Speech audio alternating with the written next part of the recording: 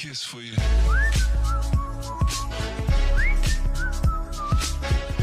On vous en a beaucoup parlé, Il est à la nature même de la matière, qui compose notre univers, mais reste un grand mystère. l'atome. Petit, indétectable, fait de particules élémentaires. Après plus de 13,5 milliards d'années d'existence, L'atome est toujours au cœur de nombreuses théories scientifiques. Aujourd'hui dans Parlons Science, on va parler atomes.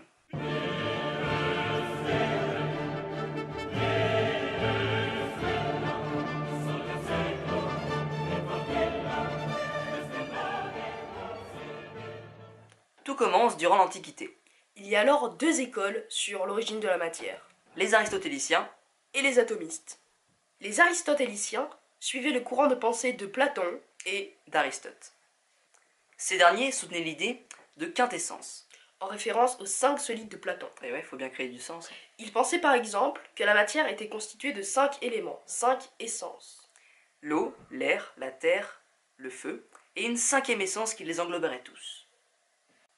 On ne va pas se mentir, cette idée, Mais c'est de la merde! La deuxième grande idée était celle de Démocrite.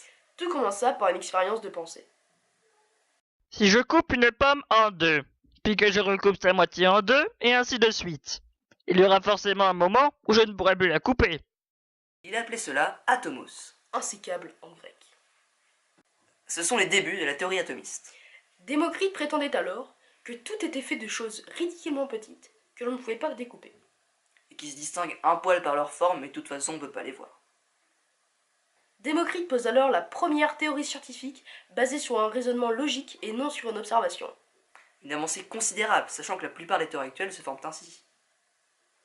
On pourrait penser que tout est bien qui finit bien, que la théorie de Démocrite était acceptée, qu'elle a fait l'unanimité dans les salons scientifiques. Mais en fait pas du tout. Platon va faire brûler et détruire tous les écrits de Démocrite.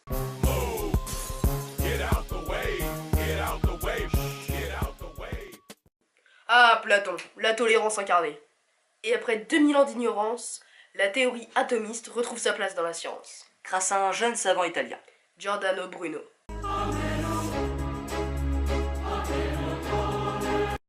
Voilà, cette vidéo est terminée. En tout cas, si vous avez envie de continuer d'en parler, vous pouvez. Vous abonner, liker, partager et aller voir notre site. Le lien sera dans la description. Et à bientôt pour de nouvelles aventures scientifiques. Salut!